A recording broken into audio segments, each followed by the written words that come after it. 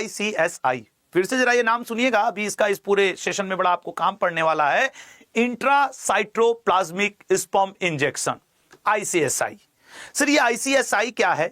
ICSI कुछ नहीं, एक पारंपरिक मैनुअल प्रक्रिया है जिसके तहत IVF टेक्निक का प्रयोग करके बच्चे पैदा किए जा रहे थे।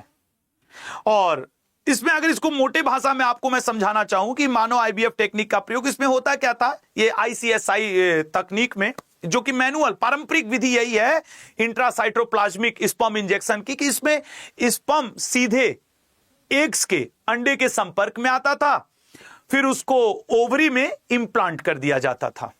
और इस तरीके से IVF टेक्निक का प्रयोग करके 9 महीने के बाद एक सुंदर, सुशील, सभ्य, सज्जन कन्या या पुत्र या थर्ड जेंडर कोई एक मानवीय बच्चा सामने आता था। यह था IVF टेक्निक, जिसे ICSI मेथड का मैनुअल पारंपरिक मेथड, जिसे आपने इंट्रासाइटोप्लाज्मिक स्पर्म इंजेक्शन कहा, इसके तहत यह किया जाता था। लेकिन अब तो गजब हो गया। अब तो वो हुआ जिसका हमारे आपके पिताजी, दादाओं ने, परदादाओं ने जिक्र किया था कि क्या मशीन बच्चा पैदा करेगा? क्या? हाँ, मशीन बच्चा पैदा करेगा। कहते थे लोग कि तुम तब पढ़ोगे ना जब सूरज पश्चिम में उगेगा। अरे एक ग्रह ऐसा भी है जहां सूरज पश्चिम में उगता है और पूर्व में ढलता है। इसका मतलब कोई भी पढ़ सकता है, दुनिया में कुछ भी पॉसिबल है। बस वो पृथ्वी पे नहीं होता। पृथ्वी में पूरा पश्चिम है, दूसरे ग्रह पे पश्चिम पूर्व है। क्या सर? ऐसे ग्रह भी मौजूद हैं। आज हमारे साथ भी एक ग्रह मौजूद है, हमारे मित्र मौजूद है। आइएगा सर, साथ ही आइएगा। हमारे मित्र मौजूद हैं क्योंकि मुद्दा ही इतना ज्वलंत है कि दुनिया में पैदा हुआ पहला AI बच्चा अमेरिका में पैदा हुआ। इसके बारे में आपको एक शॉर्टकट बताना चाहता हूं कि ICSI टेक्निक को हटा करके अब नया प्रोसेस AI या रिमोट डिजिटल कंट्रोल के द्वारा, रिमोट, ध्यान से सुनना, रिमोट डिजिटल कंट्रोल मेथड के द्वारा AI का प्रयोग करके बिना किसी मानवीय हस्तक्षेप के बच्चा पैदा कर देगा। इसमें मानवीय हस्तक्षेप कहीं है ही नहीं, सिवाय शुरू की एक प्रक्रिया के कि वो ओवरी में इंप्लांट कर दिया गया एग्स और स्पर्म को। कोई एक डोनर चाहिए, कोई एक डोनर। अच्छा सर, डोनर भी 1990 के दशक में अमेरिका वाले जुटा के रखे थे कि वो पड़ा हुआ था, मतलब डोनेट कर दिए थे अपना स्पर्म और एग। खैर, वो मुद्दा रहा। अब इस पूरे प्रक्रिया में जैसे होता है 9 महीने में डॉक्टर बच्चे का ग्रोथ देखेंगे, बच्चा सेल डिवीजन कैसा हो रहा है, बायोलॉजिकल चेंज कैसा हो रहा है, भ्रूण की ग्रोथ कैसी हो रही है, ये सब डॉक्टर ऑब्जर्व करते थे। कोई जरूरत नहीं है, मत करिए ना आप ऑब्जर्व, AI है ना। कोई निबंध लिखना है, चैट GPT है ना। कौन नालायक है, कौन अच्छा है, ग्रो से पूछ लीजिए, ग्रोक से पूछ लीजिए। ग्रोक तो सर ऐसा मजाक करता है जैसे जीजा साला हो आपस में, वैसा मजाक करता है, ऐसा फनी। तो फिर अब कोई आश्चर्य नहीं है कि भविष्य में विवाह हो कि ना हो, बच्चा चाहिए AI से ले लीजिए। जनसंख्या बढ़ाना घटाने पे बात करनी है, AI से कर लीजिए। इंसान तो अब झिंगा लाला, जो मुझे समझ में आ रहा है अभी फिलहाल, तो इस AI के ऊपर एक्चुअली AI ने पूरी प्रक्रिया को, जो 9 महीने ICS प्रक्रिया, मैनुअल प्रक्रिया को पूरी तरीके से दरकिनार करके एक ऐसी प्रक्रिया के ऊपर आ गया है AI, जिसको कि हम लोग किस नाम से जानते हैं। पहले तो तिरंगे को सैल्यूट करेंगे, आपको इस पूरा मुद्दा बताएंगे। अभी तक दुनिया के हर क्षेत्र में इस्तेमाल होता देखता है, चाहे हम पढ़ाई के क्षेत्र में हो, खेती बाड़ी के क्षेत्र में AI का प्रयोग हो रहा था। लेकिन अब साइंस उस लेवल पे चला गया है, बच्चा पैदा करने लगा। कैसे संभव हुआ, आइए जरा जानते हैं ये इसके बारे में। ये आपका स्पर्म ओवल AI की मदद से किया गया फर्टिलाइजेशन। इसमें होता क्या है कि इसमें 23 चरण थे, 23 के 23 चरण AI की मदद से IVF सिस्टम का इस्तेमाल करके दुनिया का पहला बच्चा अमेरिका में पैदा हुआ। जिस ICSI मेथड की मैं जिक्र कर रहा था, वो एक मैनुअल प्रक्रिया थी, पारंपरिक प्रक्रिया थी, जिसका डॉक्टर, वैज्ञानिक या बायोलॉजी से जुड़े हुए लोग प्रयोग करते थे। और उसमें होता क्या था कि स्पर्म को सीधे अंडे में इंजेक्ट कर दिया जाता था। लेकिन नहीं, अब नया प्रोसेस AI या रिमोट डिजिटल कंट्रोल, आप घर बैठे रहिए, आपका बच्चा पैदा हो रहा है।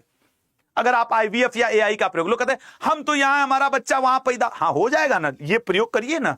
ये नया प्रोसेस अब AI या रिमोट डिजिटल कंट्रोल के माध्यम से ICSI प्रक्रिया के सभी 23 स्टेप, सिंगल नहीं 23 के 23 स्टेप, ये नया AI पूरा करेगा बिना किसी आदमी के हस्तक्षेप के। इसको सर आसान भाषा में अगर बच्चे तब से वो मैनुअल जो आप कह रहे हैं, मैं एक बात कहना, नहीं आप बिल्कुल, इसीलिए आपको हम आज सेशन में बुलाए। सर बताइए। ऐसे सर थोड़ा सा इस पहले वाले स्लाइड पे से पहले वाले स्लाइड पे जाएंगे। ये देखिए जो सर आपको बता रहे थे कि जो भी मैनुअल प्रोसेस थे 23 उसको सीधे एलिमिनेट करके सीधे अब डिजिटली होने लगा, डिजिटल रिमोट होने से। लगा, कोई तेज अगर प्रोसेस आप नहीं। देखिए, अगर आप तब से इन विट्रो फर्टिलाइजेशन स्पर्म एक डोनर को नहीं समझें, कोई बात नहीं, ये विज्ञान है, कोई बात नहीं। आप सभी ने एक मूवी देखा होगा, उस मूवी का नाम है सर बिक्की डोनर। और बिक्की डोनर की कहानी को याद कीजिए और उसी चीज को यहाँ पे स्क्रीन पे फिट कीजिए अपने माइंड में, और फिर उसे हटा दीजिए। सडनली याद करें कि कोई एआई आ चुका है। अब बिक्की डोनर का कोई काम नहीं, बस एक इंसान होना चाहिए, चाहे वो स्पर्म डोनर हो, एक डोनर हो, जहां से फर्टिलाइजेशन की क्रिया होगी। और ये तो हो ही रहा है अभी डेवलपमेंट, इसके ऊपर और बहुत सारी बातें होंगी। अच्छा सर, एक बात मैं आपको और बता दूं, जैसे जी। आईवीएफ के अंतर्गत जब कोई बच्चा पैदा किया जाता है लल्ला, तो उसमें क्या किया जाता है कि अच्छे क्वालिटी के स्पर्म का चयन किया जाता है, शुक्राणु का यूं कह ले चयन किया जाता है, अच्छे क्वालिटी के स्पर्म का। बिल्कुल। ये भी काम अब डॉक्टर को नहीं करना है, एआई कर खुद ही कर लेगा कि किसका स्पर्म अच्छा है, कौन सा स्पर्म की क्वालिटी अच्छी है, ये एआई कर ले रहा है। हटो तुम, खाली स्पर्म इतना सा होना चाहिए, हम देख लेंगे।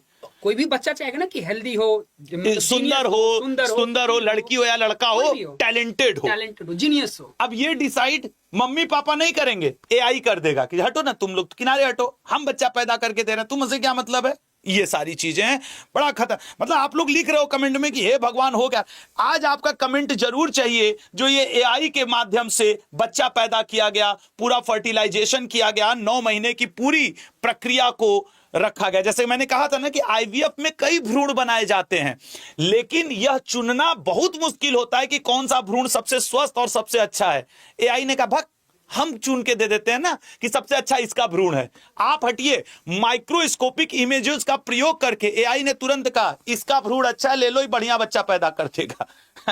अब इधर मम्मी पापा परेशान है कि हो क्या रहा है भाई ये।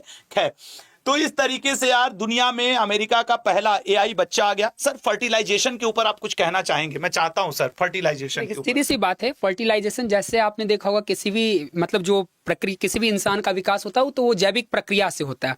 जैसे आपने देखा होगा हेट्रोसेक्सुअल होता है। जैसे अगर मैं बात करूं तो आपने देखा होगा मेल, सॉरी सर यहाँ पे ये ले लीजिए सर, आप हो गया, अब करिए। जैसे मान के चलो मेल हैं और फीमेल हैं, तो आपने सुना होगा एक्स, राइट, एक्स एक होता है, ये आपका फीमेल का हो गया, और मेल का क्या हो जाता है आपका एक्स वाई। और यही जो होता है आपका जीन, ये जेंडर का निर्धारण करता है। तो अब जो आने वाले दिनों में देखेंगे ये जितने भी एक्स वाई ये सब कुछ है, और ये जो आज के समय में हम लोग बात करते हैं कि हमारा कौन सा बच्चा होगा, जेंडर क्या होगा, तो एक बात याद रखिए, अगर आप नारी के रूप में पैदा हुए तो आप सर्वशक्तिमान हैं, क्योंकि कोई भी भ्रूण जो इनिशियल स्टेज में होता है वो लड़की ही होती है। बिल्कुल, एक बात ये भी याद रखिएगा। और ये तो आईवीएफ ने, एआई ने अभी कमाल किया। अमेरिका के मैक्सिको में अभी सीएसआर जनरल ने अपना पूरा वो रिपोर्ट पब्लिश किया, जिसमें कि मैक्सिको के एक क्लिनिक में ये पूरा ट्रायल हुआ है, राइट, जो सर अभी आपको बता रहे थे। और एक बात और याद रखिएगा, ये एआई टेक्निक से आने से पहले मैनुअली भी बहुत सारी चीजों का विकास हो चुका था बायोटेक्नोलॉजी के माध्यम से। जैसे आपको पता होना चाहिए,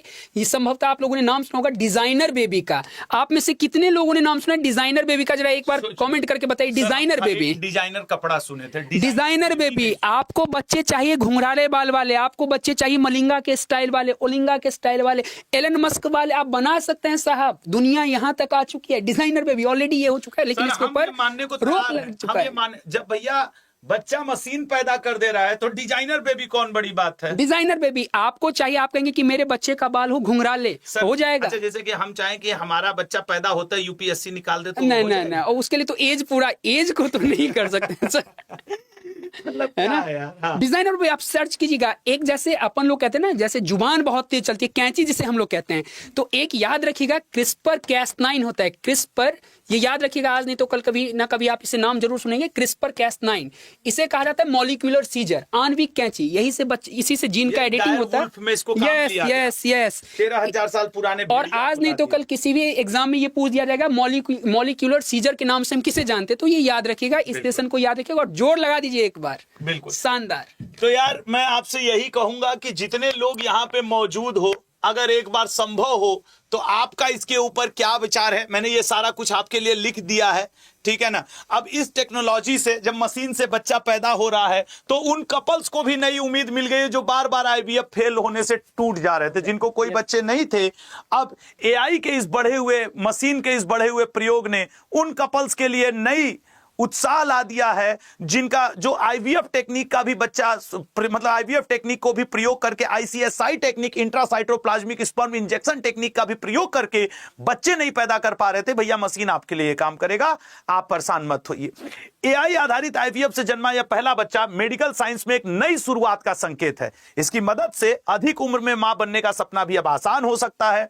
आप आज कमेंट बॉक्स में जरूर बताइएगा कि ये जो आज आपको द 10 मिनट शो के थ्रू पता चला कि एआई बेस्ड रोबोट की मदद से बच्चा पैदा किया गया, इस पे आपका क्या कमेंट है, ठीक है ना, जरूर बताइएगा। और हां, लगे हाथ आपका एक सेशन है, एक्चुअली एसएससी ने रिवाइज्ड कैलेंडर ला दिया, उसके ऊपर एक सेशन होने जा रहा है।